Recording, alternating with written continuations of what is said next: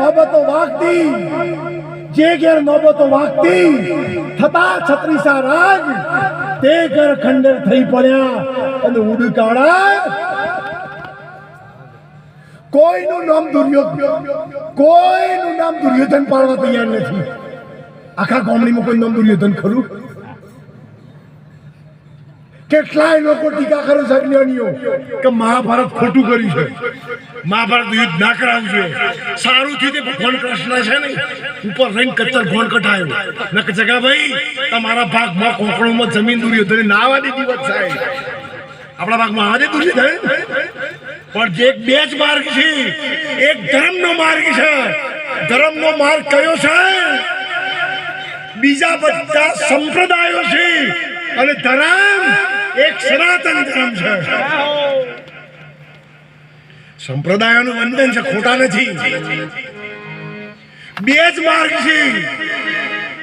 રામદેવજી બાબાના શબ્દો છે, એ પાપ રે ધર્મનો સંતો ઝઘડો ચાલ્યો, ડૂબા ડૂબા પાપ સંતો ધર્મ તારા કુંવરોના કુળમાં રામદેવજી બોલ્યા. અને સંતોના નિશાન ઉપર આપણી કમાણી જો ગાય માટે જઈ, આપણી કમાણી બેન દીકરી માટે જઈ, આપણી કમાણી સાધુ સંતો માટે જઈ તો માની લેજો એ કમાણીનો ધન્યવાદ છે. માલિક શું કે છે? હું 10મો ભાગ લીધા વગર હતો.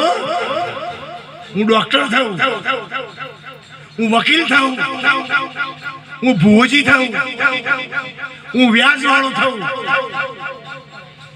પણ 10મો ભાગ લ્યું ને એટલા માટે ફરીને પણ નંદુ બાપા તાળીના કાગળ અર્થી વધાવો.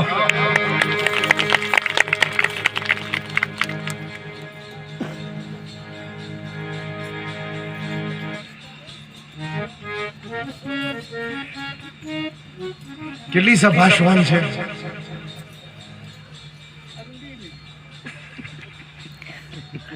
શ્વાંતજમાં ટાટ પડે એટલા માટે અમે તો બધા ઘરના છીએ, એક માળાના મણકા છીએ, બરોબર. અને ત્યારે રામદેવજી બાપાના હેલામાં આપણે મળવાનું સાથે એ જ મધરાતે રામદેવજી બાપાને યાદ કરે છે. કોણ? દલુવાળિયાની. આ હકીકતમાં હેલો કોણ ગાયું છે ખબર છે? વાણીઓ નથી ગાય, દલુવાણિયાની ઘરવાળી ગાય છે. પણ શર્મા મૂકવાનું મળે દલુવાણિયા. વણિયાનું કોઈ જગ્યાએ નોંધ છે? ખોળી લાવડ. પણ વાણિયા છે ને બુદ્ધિ વાપરી કે મારા ઘરવાળી લોકો યાદ કરે, મન કોઈ ભૂલી જાય એટલે ગાય દલું વણિયોને ભલી રાખી રણુસોના શહેરમાં પહેરી લીધો. એને રામદેવજી મળ્યા પછી ભેખ પહેરી લીધું. હજી હું 40 વર્ષથી સત્સંગ કરું, અરે 20 વર્ષથી સત્સંગ કરું છું, પણ હજી મારી લાઈનમાંથી ભેખ પહેલા તૈયાર નહીં.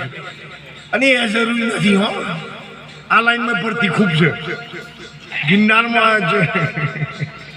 એટલે રામદેવજી બાપાના ગેલામાં કહી જાય. આજે લાલજી બાગીને ખૂબ આનંદ છે. સમયું કર્યું, પ્રસાદ આપી અને રામદેવજી બાપાના હેલામાં આપણે આગળ વધીએ. પછી નંદુ બાપુને આપણે સાંભળશું. 11:30 વાગે મને કહેજો, હું માઇક છોડી દઈ. 11 વાગ્યા હશે જગા ભાઈ. એમ એ રણુજાના રાજા અજમલજીના બેટા